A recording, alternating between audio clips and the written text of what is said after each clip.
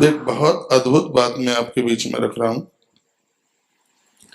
वो ये है कि सब लोगों को यह पता नहीं लग पाता कि वो तुलसी कहाँ लगाए।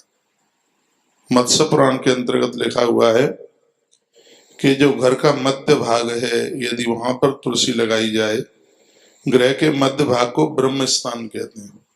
तो ठीक बीच का जो भाग है उसको कहते हैं ब्रह्म स्थान। इस जगह पर तुलसी लगाना अति शुभ है।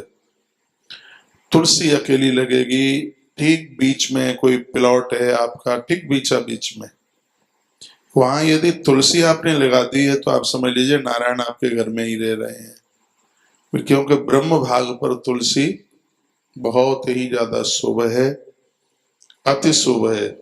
एक श्लोक में बोल रहा हूं, तुलसी के अलावा यदि कोई सोने का भी पेड़ हो तो भी घर के बीचा बीच में ना लगाएं। सिर्फ तुलसी ही ऐसी है जिसको घर के, और देखिए हमारे पुराने लोगों को बहुत पता होता था, जब आंगन होते थे बिल्कुल कच्ची जगह होती थी, ऊपर सब दिखाई देता था, उस समय देखा जाता कि तुलसी बिल्कुल आंगन में होती थी, गरुआ बिल्कुल आंगन में होता था। तो तुलसी ठीक मध्य में ब्रह्म भाग में बहुत ही ज्यादा शुभ है। यदि स्वर्णमयम वृक्षम गृह मध्य न रोपयेत अजरे तुलसी वृक्षम रोपयेद घननाशनम धननाशनम। यहाँ बताया गया है कि यदि तुलसी ठीक घर के बीच में है, बहुत ज्यादा लाभकारी है, प्रभावशाली है। तुलसी के अलावा यदि कोई सोने का भी पेड़ हो तो घर के ठीक मध्य में ना लगाया जाए, क्योंकि ये धन का नाश करता है, धन का हिरास करता है। और भी कुछ जरूरी चीजें हैं घर में या घर के बिल्कुल समीप, कांटे वाले जो वृक्ष हैं वो शत्रु भय करते हैं। ऐसे पौधे जिनकी टहनी तोड़ने से दूध निकलता है, उन पेड़ों को बाउंड्री के अंदर न लगाएं।